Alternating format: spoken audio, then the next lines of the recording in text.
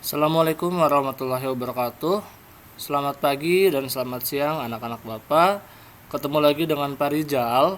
Hari ini kita akan melanjutkan materi kita yang kita pelajari pada pertemuan kemarin mengenai pencemaran lingkungan. Mari kita siapkan buku catatannya, siapkan alat tulisnya, dan simak materi dari Pak Rizal. Pada hari ini anak-anak, kita akan mempelajari mengenai pencemaran lingkungan pada kegiatan industri.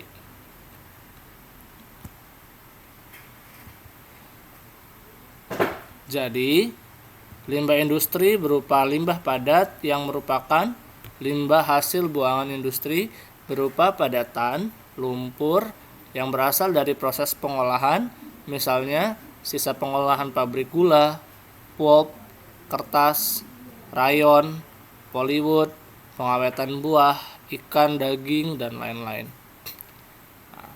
Limbah cair merupakan hasil pengolahan dari suatu proses produksi, misalnya sisa-sisa pengolahan industri, pelapisan logam, dan industri kimia lainnya. Tembaga, timbal, perak, krom, arsen, dan boron adalah zat-zat yang dihasilkan dari proses industri pelapisan logam. Ya, kita lihat di sini ada gambar. Ini adalah gambar polutan yang berasal dari kilang minyak. Nih, asapnya ya.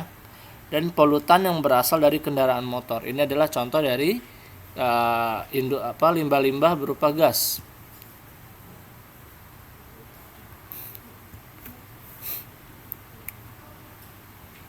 Berikutnya, kita akan mempelajari mengenai kegiatan pertanian. Apa saja limbah yang berasal dari kegiatan pertanian?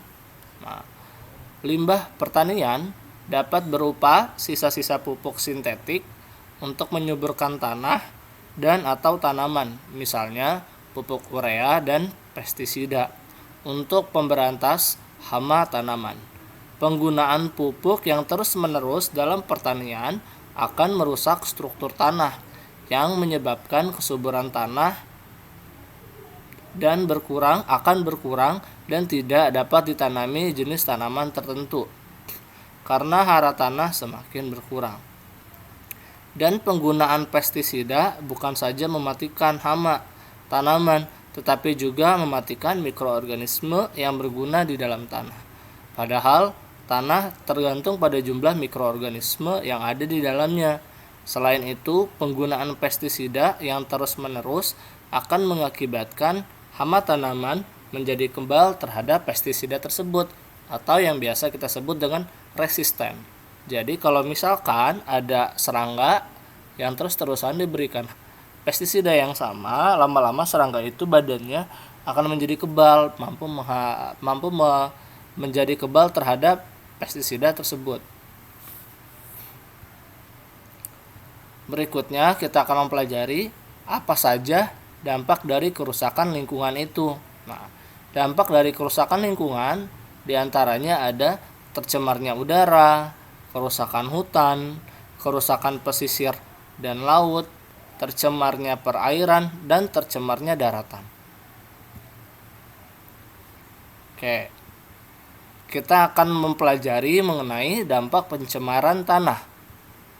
Pada kesehatan, dampak pencemaran tanah terhadap kesehatan tergantung pada tipe polutan, jalur masuk ke dalam tubuh, dan kerentanan populasi yang terkena, kromium, dan berbagai macam pestisida dan herbisida merupakan bahan karsinogenik untuk semua populasi. Bahan karsinogenik artinya adalah bahan-bahan yang menyebabkan kanker pada tubuh makhluk hidup. Timbal sangat berbahaya pada anak-anak karena dapat menyebabkan kerusakan otak serta kerusakan ginjal pada seluruh populasi. Nah, pada ekosistem, pencemaran tanah juga dapat memberikan dampak terhadap ekosistem. Perubahan kimiawi tanah yang radikal dapat timbul dari adanya bahan kimia beracun atau berbahaya bahkan pada dosis yang rendah sekalipun.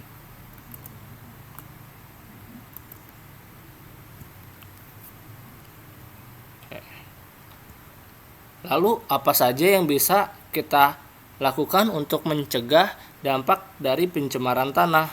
Yang bisa kita lakukan adalah yang pertama, membuang sampah pada tempatnya. Sampahnya kita pisahkan berdasarkan dua jenis, sampah non-organik dan sampah organik. Nah, bisa juga kita melakukan mengolah sampah organik menjadi kompos.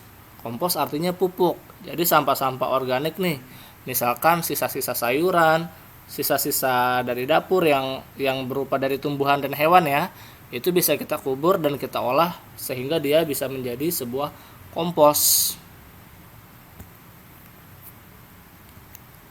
Nah, pencegahan yang lainnya untuk mencegah dampak pencemaran tanah di lingkungan pertanian adalah dengan cara penggunaan pupuk dan pestisida yang sesuai aturan.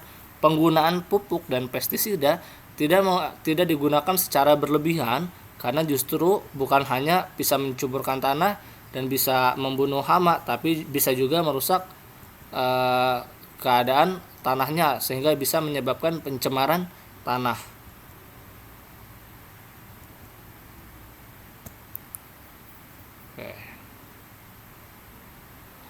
Berikutnya, langkah penanggulangan dampak dari pencemaran tanah. Yang bisa kita lakukan adalah yang pertama, remediasi. Remediasi adalah kegiatan untuk membersihkan permukaan tanah yang tercemar. Ya, ini adalah gambar dari orang-orang yang sedang membersihkan permukaan tanah yang tercemar. Yang kedua, ada juga yang disebut dengan bioremediasi. Bioremediasi adalah proses pembersihan pencemaran tanah dengan menggunakan mikroorganisme seperti jamur, bakteri. Bioremediasi bertujuan untuk memecah atau mendegradasi zat pencemar menjadi bahan yang kurang beracun atau tidak beracun, seperti karbon dioksida dan air. Sehingga dalam prosesnya nanti akan menghasilkan karbon dioksida dan air. Jadi begini, terkadang tanah yang telah tercemar itu tidak bisa melakukan degradasi sehingga dia menjadi tercemar, sehingga nanti harus ditambahkan ke dalam tanah itu dimasukkan jamur dan bakteri sehingga mikroorganismenya jadi bisa tumbuh dan berkembang nanti di situ untuk memecahkan zat-zat yang dapat mencemarkan tanah.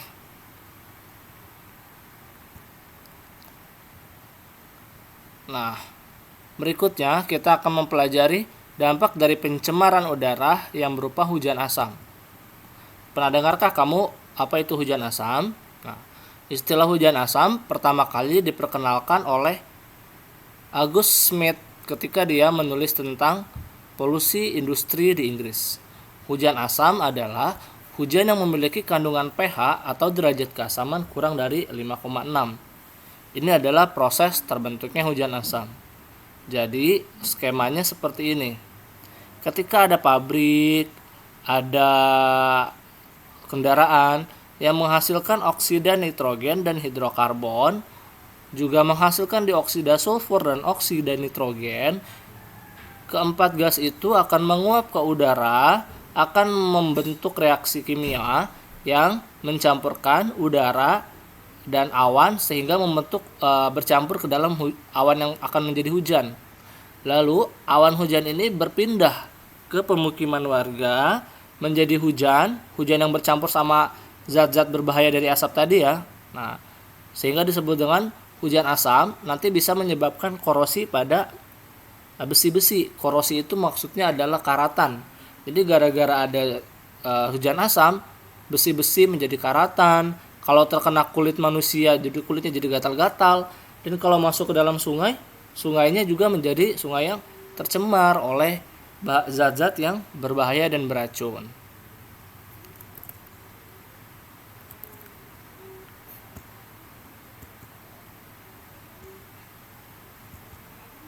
Dampak dari pencemaran udara yang kedua adalah penipisan lapisan ozon.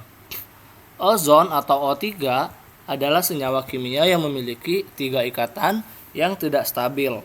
Di atmosfer, ozon terbentuk secara alami dan terletak di lapisan stratosfer pada ketinggian 15-60 km di atas permukaan bumi.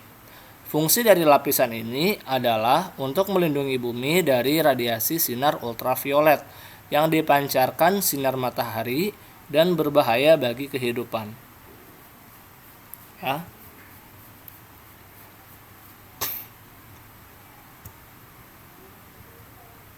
Yang ketiga, dampak dari pencemaran udara adalah pemanasan global. Untuk dampak pencemaran udara pada bagian pemanasan global akan kita pelajari pada pertemuan kita berikutnya. Jangan lupa materi dari Bapak hari ini kamu ulangi, apabila ada yang terlewat kamu catat di buku kamu sebagai bahan pembelajaran kamu. Terima kasih telah mengikuti kegiatan pembelajaran Parijal hari ini. Jangan lupa kalian isi soal latihannya setelah ini. Sampai ketemu lagi di pertemuan berikutnya. Assalamualaikum warahmatullahi wabarakatuh.